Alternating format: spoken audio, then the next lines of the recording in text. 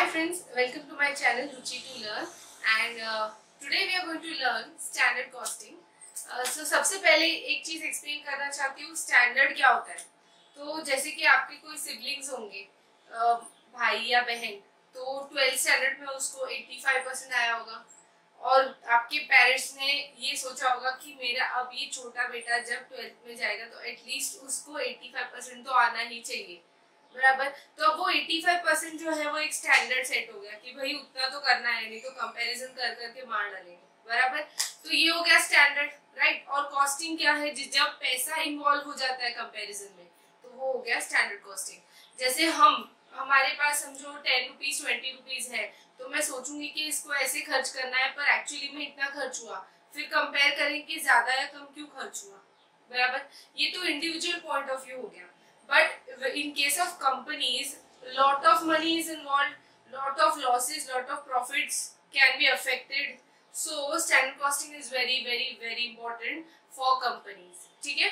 So standard costing basically exam point of view अगर मैं बोलूँ तो आपको सिर्फ और सिर्फ फॉर्मूला याद रखना जरूरी है। फॉर्मूला याद हो गया तो सिर्फ एक सम सॉल्व कर दिया, आपको सारे सम समझ में आ जाएंगे। बहुत कम ऐसे कॉस्टिंग में चैप्टर्स है जिसमें सिर्फ फॉर्मूला बेस्ड आप सॉल्व कर सकते हो।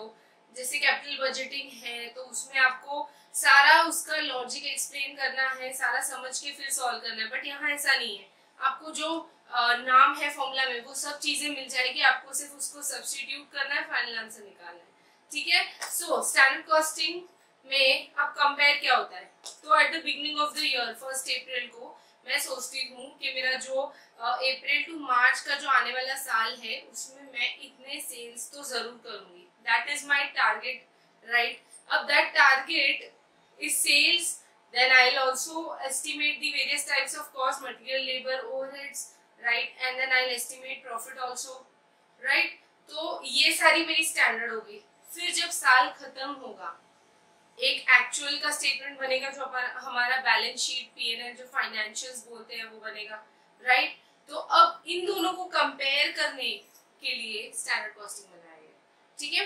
तो अलग अलग इंडिविजुअल आइटम्स को कंपेयर किया जाता है। तो आज हम सीखेंगे material cost and labour cost का कंपैरिजन कैसे किया जाता है। ठीक है। मटेरियल कॉस्ट एंड लेबर, अगर आपको मटेरियल आ गया तो लेबर भी आ जाएगा। ठीक है। आज से फॉर्मूलाज और एक छोटा सा सम कराऊंगी, फिर नेक्स्ट लेक्चर में इन डिटेल और सम्स कराऊंगी। ठीक है। So let's start. सबसे फर्स्ट मटेरियल कॉस्ट वेरिएंसेस सारे सिखा देती हूँ, तो लेबर के सेम टू सेम है। ठीक है।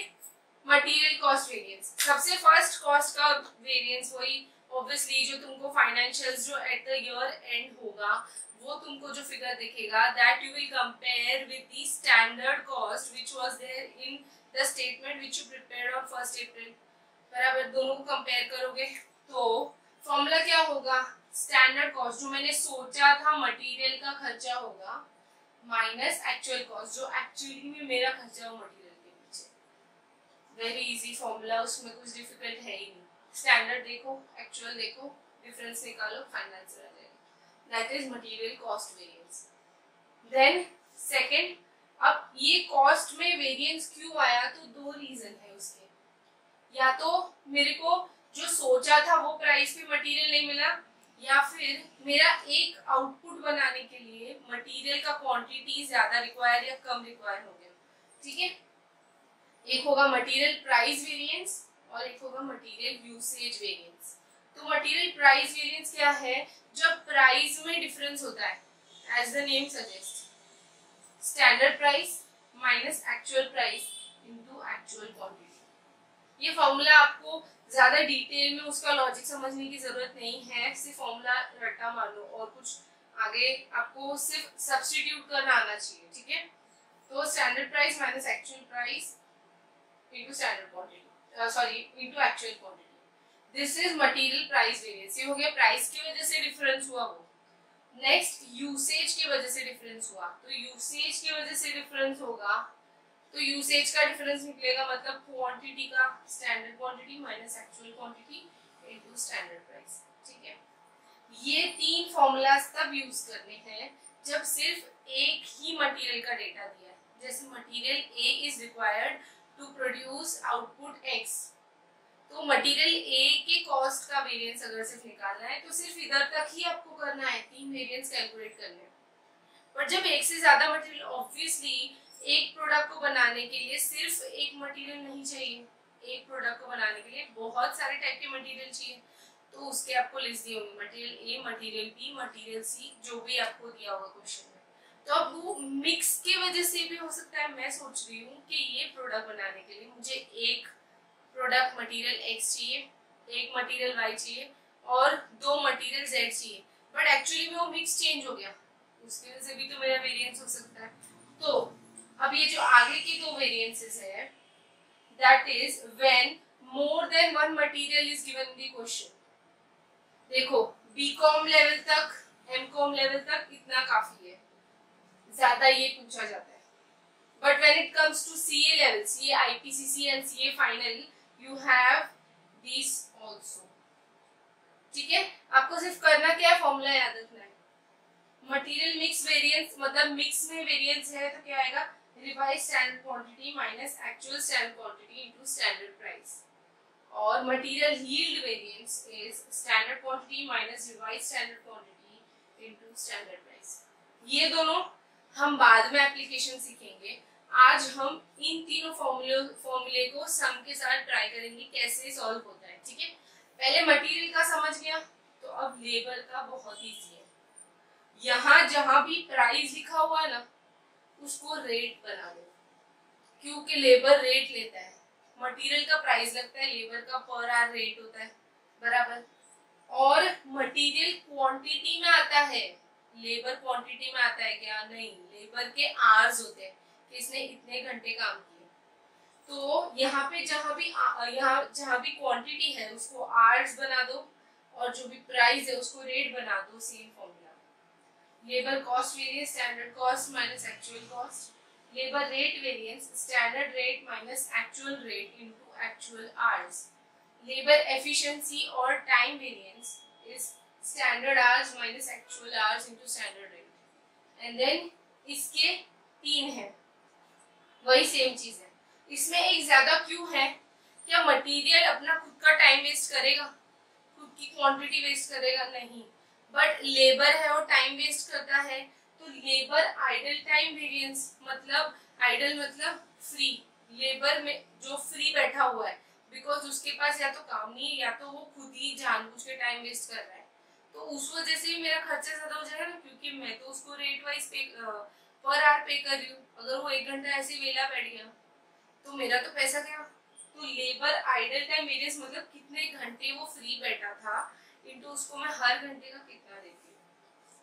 ठीक है, ये फॉर्मूला आपको नोट डाउन करना है। एग्जाम के टाइम पे आप सम सॉल्व करने मत बैठना, सिर्फ और सिर्फ ये फॉर्मूला शीट बना के ले जाना एक पेपर में, चीट बना के नहीं, खुद के पास रीड करने के लिए। ठीक है, तो नोट दिस डाउन और फिर I will teach you a sum and you can see the application of the same. Thank you. Okay guys, so as I explained standard costing की फॉर्मूला, अब हम सम सॉल्व करेंगे ताकि हमें पता चले कि एक्चुअली में उसको अप्लाई कैसे करना है। ठीक है, सो क्वेश्चन है जो ब्लैक में लिखा हुआ है उतना ही सिर्फ क्वेश्चन है, बाकी सॉल्यूशन है, प्लीज ध्यान दो। क्वेश्चन में दिया होगा कि स्टैंडर्ड जब साल शुरू हुआ तब मैंने ये सोचा था कि अगर मैं 10 यूनिट बनाऊंगा, 10 यूनिट ऑफ आउटपुट, तो मटेरियल रिक्वायर्ड होगा 10 kg at the rate 1 each। 10 kilo material मुझे लगेगा 10 किलो आउटपुट बनाने के लिए, और हर एक यूनिट का मुझे 1 रुपया प्राइस लगेगा। देन लेबर 50 आवर्स लगेंगे वो 10 यूनिट बनाने के लिए, और उसका रेट होगा 2 पर आवर। उस टाइम पे ये रेट चल रहा था, तो इसलिए ये उसने स्टैंडर्ड बना के रख दिया। ठीक है, अब साल खत्म हो गया, एक्चुअली में 100 यूनिट्स बनाए गए, और 100 यूनिट्स को बनाने के लिए मटेरियल लगा 110 kg at the rate of 0.90 each, and labour at 450 hours at the rate of 1 per hour। ठीक है, तो ये तुमको दिया हुआ डेटा है कि ये मैंने सोचा था और ये हुआ। तो अब हमें कैलकुलेट करने हैं वेरिएंस। सबसे first thing, very very important, क्या ये रियल जो है एक्चुअल और स्टैंडर्ड कंपेरेबल है, स्टैंडर्ड है 10 यूनिट के लिए और एक्चुअल है 100 यूनिट्स के लिए। क्या तुम कंपेयर कर सकते हो एक 10 साल के बच्चे को और एक 15 साल के बच्चे को और एक 100 साल के बूढ़े को? कंपैरिजन हो सकता है क्या? सेम एज के बच्चे होंगे तो ही कंपेयर होते हैं, बराबर। तो 10 यूनिट्स है स्टैंडर्ड और एक्चुअल है 100 यूनिट्स, तो अब उसको कंपेरेबल बनाएंगे पहले। अब एक्चुअल है वो तो सही में हुआ है, तो उसको कुछ नहीं हाथ लगा सकते, ये ऐसे के ऐसे ही रहेगा। तो हमें स्टैंडर्ड को रिवाइज करना पड़ेगा एक्चुअल यूनिट्स पे, कि अगर मैं 100 यूनिट्स का स्टैंडर्ड बनाता तो कितने यूनिट्स लगते मुझे। तो revise standard for 100 units. 100 units कहाँ से आया? ये जो मेरा एक्चुअल 100 यूनिट्स बना है आउटपुट का, वो मैंने लिया। तो अब देखो हाउ टू कैलकुलेट। रेट तो वही होगा, अपने को सिर्फ न्यू यूनिट्स या कितने क्वांटिटी और कितने आवर्स लगेंगे वो देखना है। तो अगर 10 यूनिट बनाने के लिए 10 केजी लगता है, तो 100 यूनिट्स बनाने के लिए कितना केजी लगेगा? क्रॉस मल्टीप्लाई करोगे तो पता चलेगा 100 केजी। ओके, मतलब 100 यूनिट्स का standard is 100 KG at the rate of 1 each.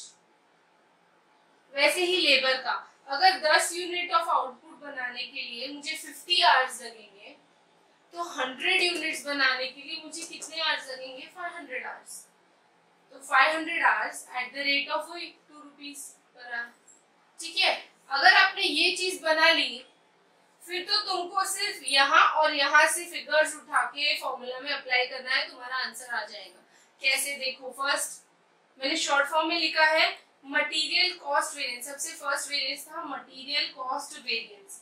Material cost variance क्या था? Standard cost minus actual cost. मेरा स्टैंडर्ड कॉस्ट कितना है? 100 KG at the rate of 1 each,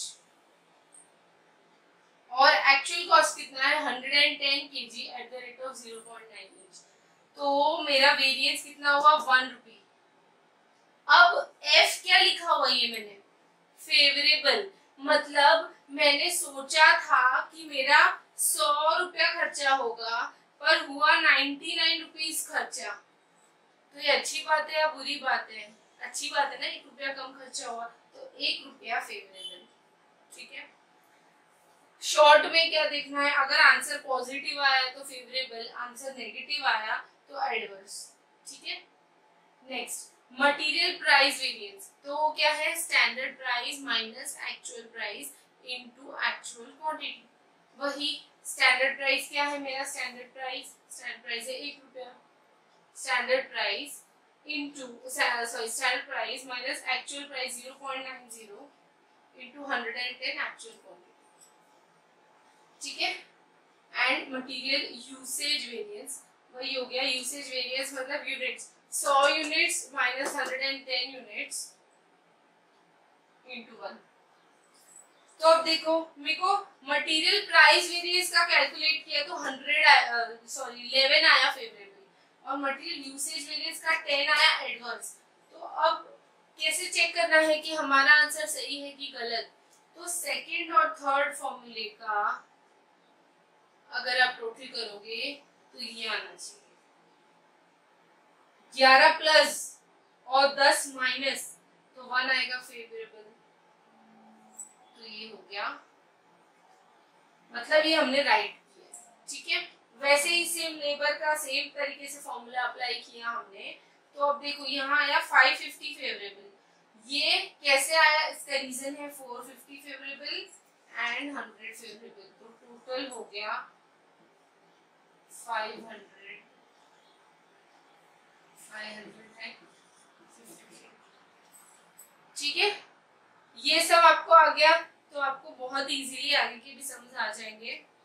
देखो, मैं आपको सारे सम्स जो आपके टेक्स्ट बुक में होंगे वो नहीं पढ़ा सकती, मैं बेसिक्स पढ़ा सकती हूँ। फिर आप अपने टेक्स्ट बुक देखो, उसमें सम सॉल्व करो। अगर आपको कोई भी सम में क्वेरी है, आप उसका पिक मुझे अटैच करके भेज सकते हो, या फिर मुझे टेक्स्ट बुक का डिटेल्स भेज सकते हो, तो मैं वो सम सॉल्व करके आपको दिखा सकती हूँ। बाकी के जो आगे की फॉर्मूलेज है वो हम नेक्स्ट लेक्चर में पढ़ेंगे, ठीक है। Thank you so much for watching my video and please like, share and subscribe and please comment below which all subjects and which all chapters you want me to teach me. Thank you.